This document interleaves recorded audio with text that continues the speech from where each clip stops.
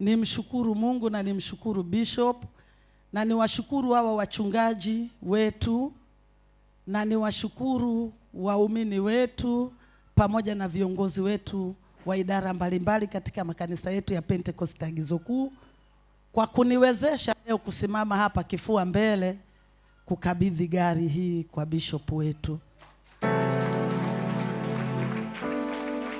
Gari hii tulinunua used lakini tumeifanyia matengenezo na leo tunamkabidhi gari yenye gharama ya milioni 35.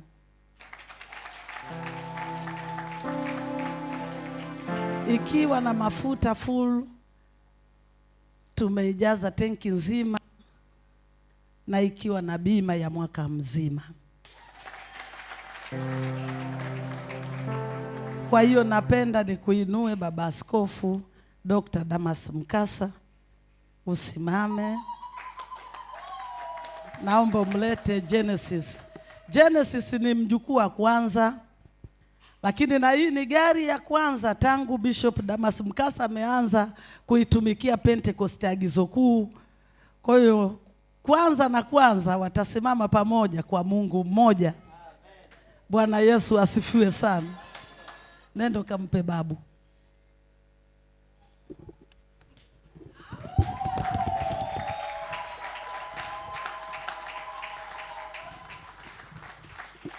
Lakini mimi huwa ni mkereketwa wa baraka. Sitaki kukabidhi tu hii funguo na mafuta na hela. Gari inahitaji pesa. Bishop alinunulia gari miaka 5 iliyopita. Gari yangu haishiwagi mafuta. Mwenyewe anajua. Gari yangu haitembeagi nusu tenki.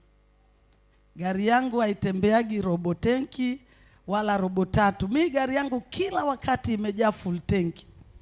Kwa hiyo kila wakati utakapokuwa unatembelea gari utakuwa unaijaza. Ukienda ukirudi utakuwa unafanyaje? Unaijaza. Hivi ninavyokupa pesa ndivyo siku zote pesa itaingia kwako. Pesa inaingia kwa shida, inatoka kwa wingi, lakini ndivyo itakavyokuwa daima. Amen. Gari na iko full tank. Gari na pesa juu. Kwa hiyo wakati huu niombe Bishop pamoja na mabishop wote na wachungaji na wageni waalikwa niende kukabidhi gari. Kishindo.